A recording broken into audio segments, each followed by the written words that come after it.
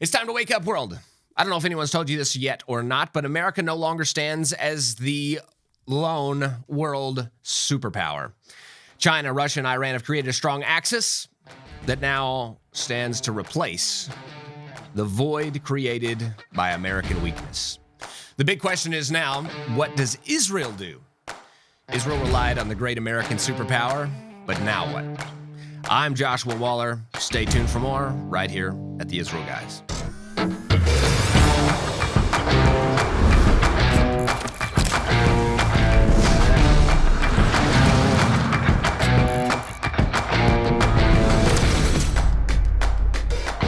Welcome to the Israel Guys, where we believe that in a world of Jew hatred and anti-Israel propaganda, you should have a direct connection to the land and people of Israel. As always, don't forget to subscribe, like, and share this content. We need to get the truth out to more and more people. What actually is happening in Israel is important, and you guys need to help us get that out there. We're here to share that, and we need to get that out. Don't forget to follow us on social media. Quickly, before we dive into today's program, we have a special ops trip coming up. Those are for ages 18 to 35. We're targeting those young people to get here to Israel to make a massive impact. If you're a pastor, your grandparents, your parents, whoever you are out there, you know people, engage them, tell them that there's an opportunity in Israel and they need to be here to serve. More information, go to serveisrael.com. Dates are June 13th to July 25th. All right, moving into today's show. Has America really lost its role as the global superpower? Well, I believe to start off here, we have to say yes. The answer is yes. But why? Western progressive rhetoric has indeed won. Now, I know many of you are listening, are Americans, and you're saying, well, maybe it's not so bad. We have the majority, conservative America, a proud America, an America that stands proud as waving our flag and freedom. Yes, we may be the majority, but that doesn't represent the global stage at the moment. We see that the progressive rhetoric of, if we would just be weaker and nicer, then the rest of the world would follow our lead. And in the end, the world would be a safer, without guns and armies and all of this. This has been the Western progressive rhetoric that indeed has won. We have lost. We've retreated with all the weak and nice people of the Western world, and we've left the world susceptible to the change of the guard.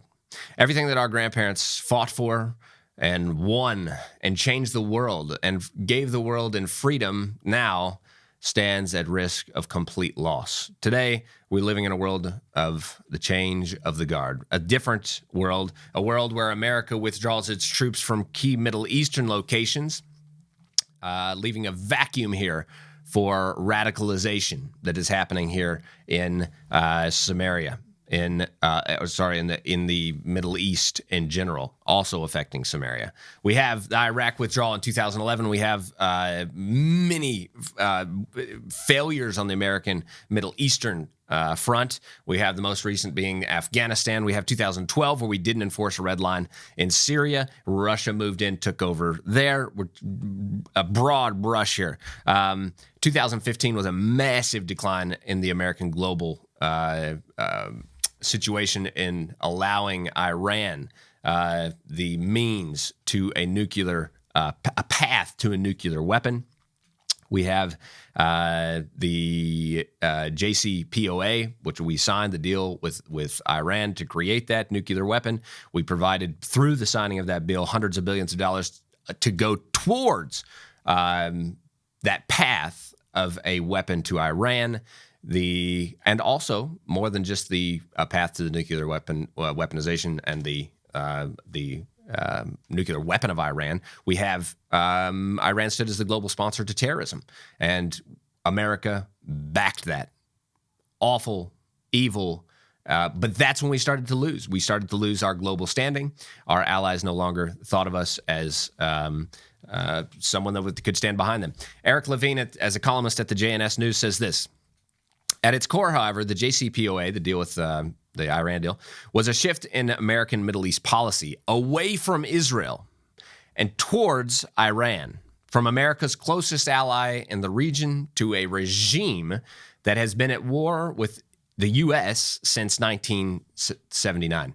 Now, it doesn't make any logical sense why America, at its forefront, would turn its back to its ally Israel, who has everything in common: a Western, democratic style of leadership and governance in the land of Israel, one that has everything to do with American interest, booming economies, and working together. To America rejecting that, rejecting the ally, and supporting an Iranian regime that would like to blow the world up. Now, why would we do that? It makes no natural sense. It makes it's just idiotic at its core. The outcome, as I said, is that American allies on the world stage no longer see the U.S. as reliable. This is greatly concerning as it relates to the Middle East right now, and to the U.S.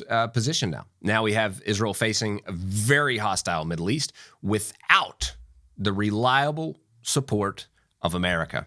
I don't believe many of us have not thought about a world without America at the top. We have to now look at that. I'm not a conspiracist. I'm looking at a reality on the ground, a situation that presents itself today that didn't present itself yesterday. We're looking at a different world stage. We're looking at an Israel that doesn't have a reliable world leader at the top. A reliable ally, America, no longer stands behind Israel in a reliable sense of the way. In reality, when we look down to the basics of this, we have an Israel that has an ally, America, but in reality, that ally, America, trains, supports, and funds Israel's greatest enemies. That's what we just talked about with the JCPOA of the Iran deal. Now, if America in word says it's an ally to Israel, but indeed is supporting Israel's greatest enemies, that's no ally at all. And that's the realities on the ground here. Now, when we talk about who's filling that void, who is filling the void? American weakness, the progressive rhetoric. If America would be weak, it would defund its military, which we've done, and we've weakened our global stance, then the rest of the world would go, oh, so nice and sweet. We can be nice too, and we can get rid of all of our weapons. No, that's not how the Iranian regime works. That's not how the Russian regime works. That's not how the Chinese regime works. None of these global powers are working with the democratic value that America once stood for. These are global power-hungry entities that don't have the freedom that America had in mind in its founding. And now that these powers are at taking the world stage, we have a different world coming about. Now, I don't say this, I'm not as bleak as many. I don't believe America will be gone. I don't believe that we're going to have a world without America anymore. No, we just have America as maybe second or third. We have an America that's no longer the superpower. We still have a strong America. We'll fix our political issues. We'll be able to move forward. But we're not what we were once as a global power. We're no longer respected in a global sense. We don't have the power. People will not listen. They don't listen. The UN is taking power. China is taking power. Russia is taking the power on the global stage. We'll get into China in just 1 minute. More specifically, how China is involved here in the Middle East. Some would compare this void of American weakness filled by China, Russia, and Iran as the axis.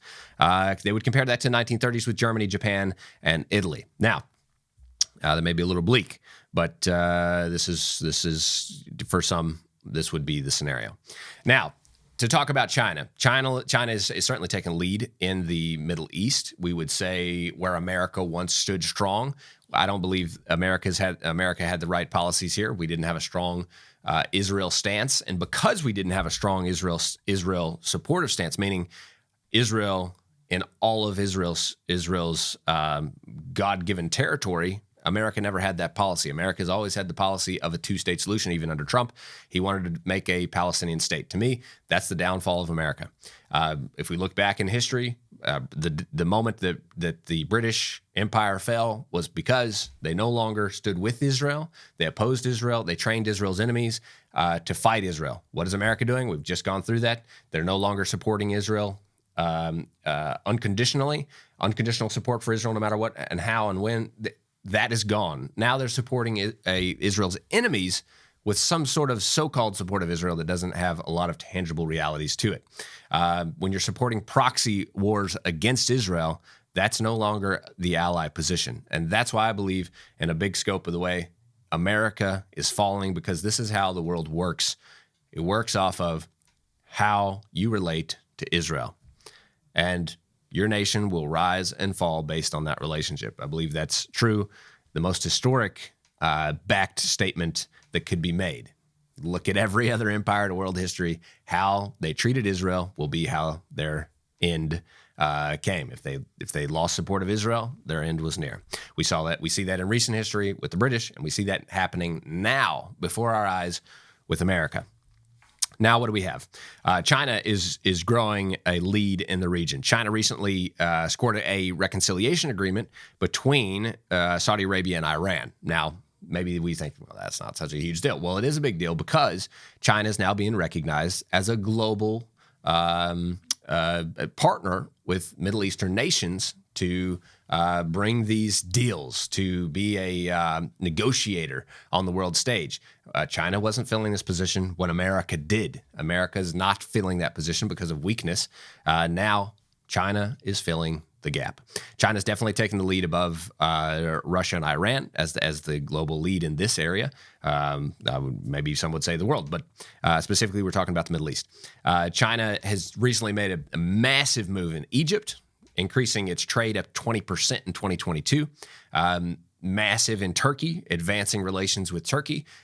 These are, when we talk about the Middle East, Turkey and Egypt and Iran and Saudi Arabia, we're talking about massive leads in the Middle East. China's now at the forefront of those relationships. And now, where does Israel stand with that? And also on a larger scale, outside the Middle East, we have Brazil and France also moving alliance away from America and the dollar down with China. So now on a global stage, the world is certainly changing. We have Israel in between. Israel had thrown, I wouldn't say all eggs into the American basket, but many into that American basket. And now, as China takes a lead in negotiations, China is now reaching out to Israel to offer their services of negotiations in relation to creating the Palestinian state.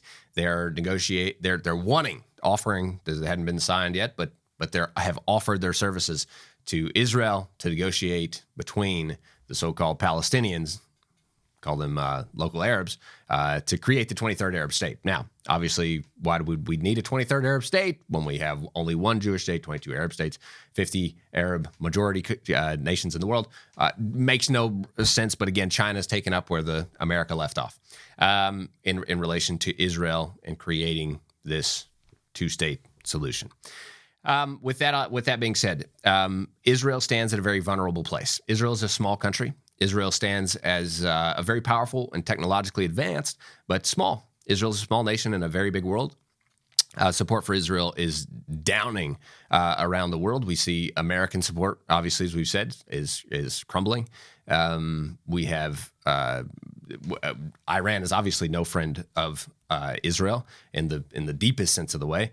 Russia and China collaborating deeply and creating access here between China, Russia, and Iran is deeply concerning for the nation of Israel. I have no doubt in my mind that Israel will be strong. Israel will be today, and Israel will be tomorrow, and Israel will be forever. But we do have some challenges on the stage right now that we need every supporter.